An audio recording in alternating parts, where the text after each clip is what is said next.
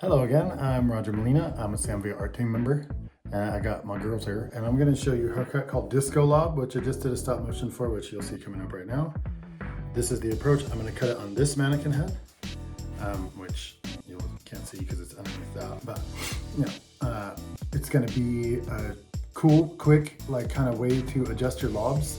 You can see the angles create some sort of fringe that has a face frame, and then it has concavity at the top, really cool, kind of complex, but also simple. And you can itemize it into little pieces. So going at the fringe separately, the face frame separately, and then the layering is kind of stuff you can add or take out. It's up to you, but here's how it goes. And so let's get rolling. Okay, we're gonna begin with the fringe, starting at this little triangle section. It goes to the highest point of the eyebrow on left and right side. Makes a little triangle in the middle, and I want to create a little moppy, kind of blocky front. So when you come at it, you get control of the hair, horizontal, finger angle, diagonal elevation. Pick your destination. I'm going to go a little bit longer. I want it to be like kind of in the eyes, not directly above them, but sort of like right on the line of the eye. And I'm using a razor, just cutting from the top surface straight down. And I want to create a blunt but soft, like textured surface straight across. If you have a piece that's a little bit longer, or even if you want to add some extra texture, grab individual pieces. Recognize that working the shortest pieces in the middle is probably ideal because short pushes to long. So you can kind of just pencil them in, give yourself a little bit of a blunt, flat front. Step one. The second half of the bang, now you have, or this fringe, you have just a little bit left out. That would be the second half of the fringe. So just take the first half that you've already cut, and that second half, we're just going to flip it over. Once it's rolled, you'll see that short to long gradient that's coming from here down, and you're going to match that. Fully close the scissors, short to long, and you're peeling that away so that it has a nice little like matchup of the length underneath, but it dramatically drops. So that piece gets longer and longer. So you can see how much that drop increases. That's what you're looking for. It's a disconnection from the center to the next piece. And it's the rotation of the section that gets it short to long. So if I wanted to just grab it here and cut it from short to long, I still can.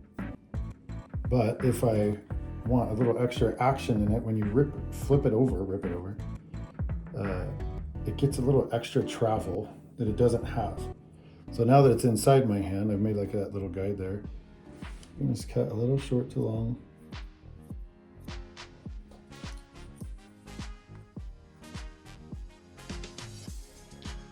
And that one ended up just the slightest bit longer, so I'm just going to adjust it here now. Recognize though, when I keep these pieces down lower, they'll hang a little stronger. So if I twist it, it breaks up that movement and it makes it move a little freer. If I just cut it right where it lives on top of there, it gets the strength in it. So it's up to you. Really, there's no right way. And since I'm already here, I'm just going to now take this face frame and guide it over. Now I have that length inside of my hands. It's my longest point of the fringe. And I'm just going to connect that all the way down and through the front. This bob has already had the length cut off. In the video, you saw that I cut the length off at the end, or perhaps we got there, I'm not sure how long that played. But when you get the amount of strength that you want in the front of your bob, stop. I want this to peel back a little bit, so I'm going to actually insert my scissor and just take little slices. So even though I'm not interrupting the length, I'm still breaking up the weight at the front. So then just check to make sure everything rolls together, flows soft. So shortest to longest, and then I'm ending at that length, which is desired. The bottom length of this mannequin is about where it stopped. So just to show you something variety, on this left side, you drag it down. You can see where that length is, and I'm out of the way of the camera, but I'd be best standing right in front. But I'm now gonna come from this top surface and just peel away with a razor.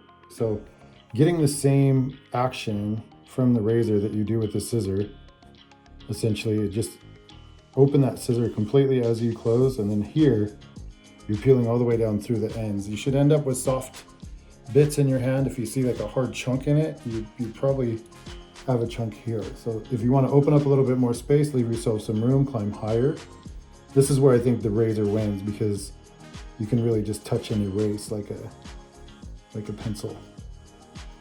So I want it to kind of peel down and forward, so I come from the top and sort of peel those pieces down. Wherever the blade hits, that's the way it'll peel away from. So if it hits the top, it'll peel down. If it hits the front, it'll peel back. Now we have that whole face frame done, and we'll move up into the layering in the top. Okay, so now moving on to the top, we have basically a guideline to be set that comes right down the center. So this runs front to back, crown to top, and it ends at the fringe, and it stops here at the round of the head and the back. That center section will be my guide for this whole top, left and right side, but I need my guide from here, the center point, high point of the fringe. And I'm going to take that up in the inside of my fingers, and then I want to pay attention to where my length ends at the back. You can see how, oh no, let me drop down. You can't see how. You have to forgive the sun today. It's been so cold and so snowy here in Utah that I'm just letting the sun come on me, dude. I'm like, get on me, sun. So that's what we have in my hands. It's this shiny sun. There's a little bit of length at the front, and then that's my length at the back. Let me do better, guys. There.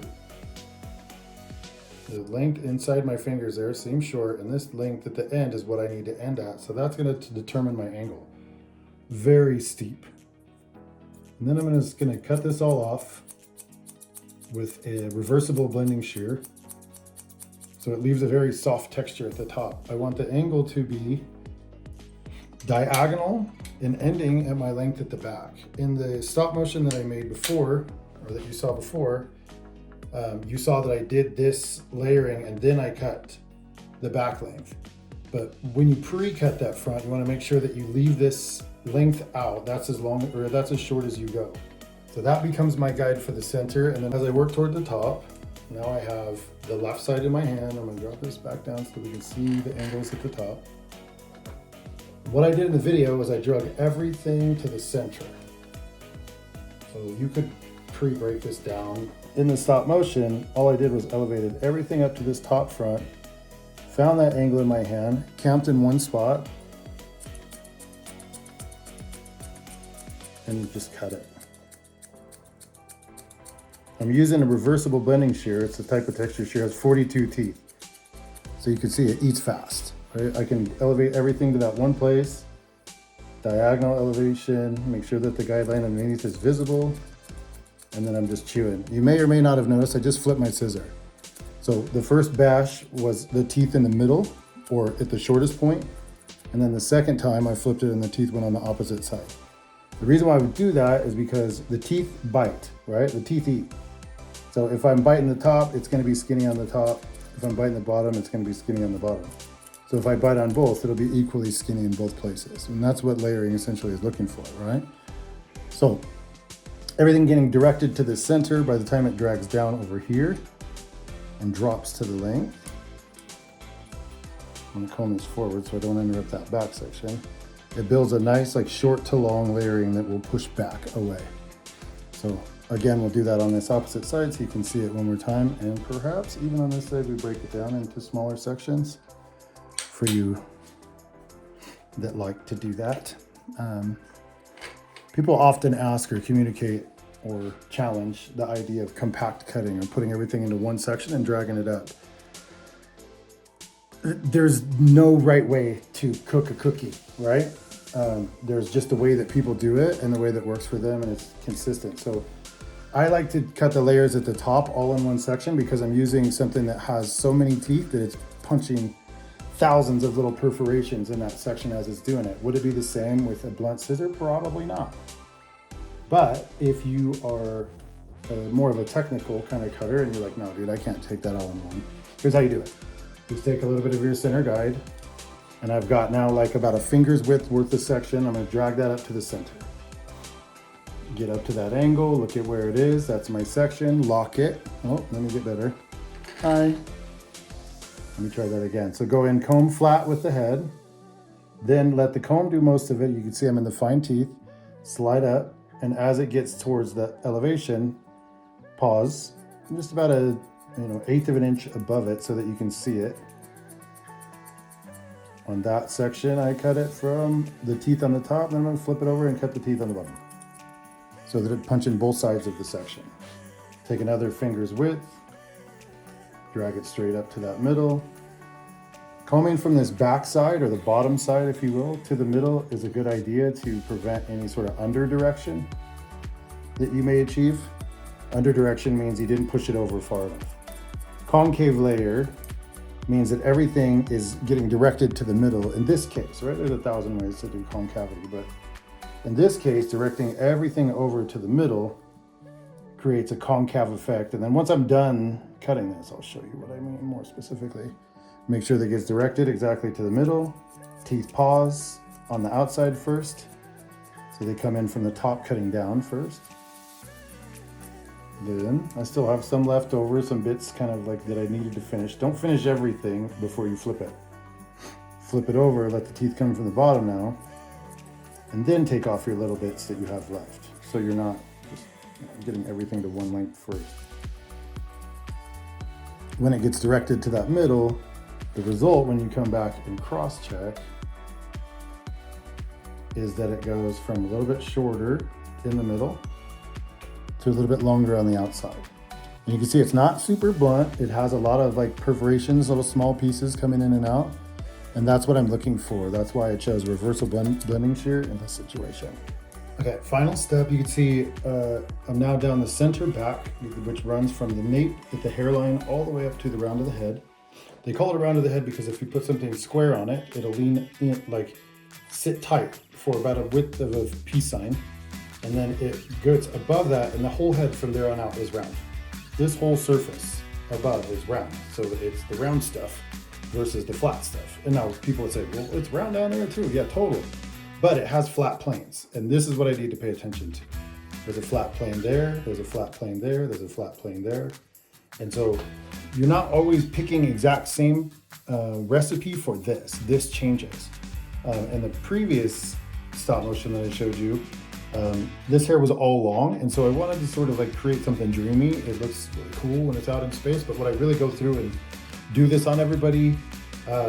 Potentially, if I want it to really bevel under and kick under, you can see how this flips out, right? So if I wanted it to kind of come in and kick under, looking at where that ledge is on the top, you could take that corner off, right? If you wanted to. This mannequin is lighter. I don't know why this one feels lighter than that one. And sometimes that just happens. They'll be the same mannequin, but they're lighter. And this one doesn't have the volume or the density that the other one has. So I'm gonna be a little bit more careful when I'm removing this. I'm still gonna take it out to that 45 like it was getting graduated. And then I'm just gonna like take little snaps inside that take away little veins of hair, not a lot. So this is going to be kind of an alt technique to what we showed before. You see how there's not much hair involved. And every time I take a section, which I'm going to work vertically, and take these sections diagonally straight out from where they live, and coming from this outside surface, just take little pieces, and then cutting from the top to the bottom. So what I mean is the blade is hitting the top surface and peeling down. If it goes the other way, the hair will lift up, which it's not wrong to do that. It just will cause a different result. If I lift the hair up and I come in, and maybe it's easier with a razor here to show you this. If I come in with the blade on the underside and I cut from the bottom towards the top, that hair will lift up. Because the blade's coming from the bottom and cutting upward, it'll have a little bit of a raise. But really, if you're going from the top, or if you're coming in and coming back up the other way, the object is to make points that end in points. Right? So I'm lifting this up to that diagonal elevation. I'm gonna get like a graduated result or effect, but I'm gonna keep all my weight, which is lacking right here. So I just take vertical sections and run across that, direct it straight back to what would be square, to the back of their head. A little bit high with my elevation, stay lower. You wanna build the weight at the same time that you're releasing it. So structure is created at a low elevation, and sort of breaking down of structure happens when you elevate it. So if you keep it at a low elevation and you put in those pieces, you'll get sharp, defined points. If you elevate it high or get up above what we call graduating into layering, then you end up losing some of the weight. So it depends on the hair that you have. If you have a really full bob, elevate high. If you have a medium bob, you want to stay below. The marker is horizontal. Horizontal or below. I think in this case, with how much hair we have, the best scenario would be that. So I'm going to come from the top first. If you want to be more systematic, all of them from the top, and then come from the bottom for all of them. So I'm cutting down with every stroke, and then I'm cutting up with every stroke as I do two separate passes. What I mean is, if you're going, wait, what did you just say? Take that vertical section, drag it horizontally, or sorry, diagonally back. And then I'm going to take a razor and I'm going to come, and when I do enter in, I cut down. Skip, down, skip, down, skip, down, skip, down. So each one of those little points will channel down. Then I come to the bottom and work my way up and skip, skip, skip, skip, skip. So what ends up happening is I'm creating a top and bottom insertion at each of those removals. I want to stay about halfway or below. I'm so down low here that it probably won't jump up and jump out, but if you get above halfway the hair, it stands the risk of standing up or flying away. What I mean is, if the hair is like 5 inches long-ish, 6, you want to stay about the halfway point or above. If I jump up here, I'm going to get little wilers that jump out and create expansion. That might be what I want. Curly hair loves that. Straight hair is a little bit harder to manage. You notice I went all up on that stroke, and now I'm going to go all down. So you can see how it itemizes those little individual pieces, and I want those individual pieces to get a sharp point at the end. So I work my way all the way through the left section. I'm now going to do the right, and then we'll go to a finish, and I'll show you the way.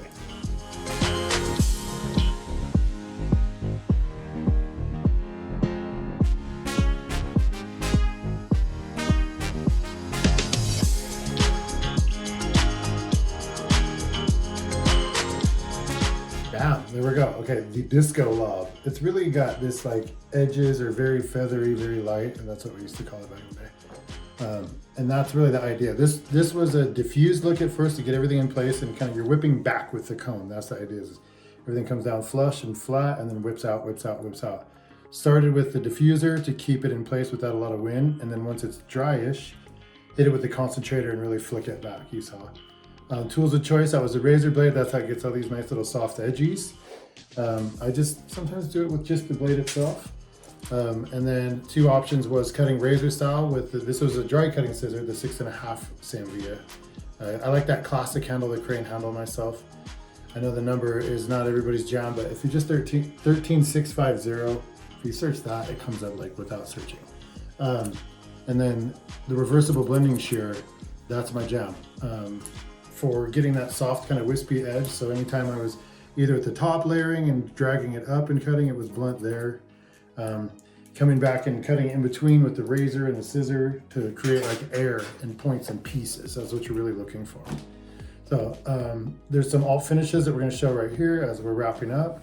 Just want to say thank you so much. Samvia, thank you so much. All the people watch this. If you share this with somebody, we really appreciate it. Anyways, I'm Roger Molina. Thank you so much, and enjoy this, and I hope that you did. Goodbye and good luck.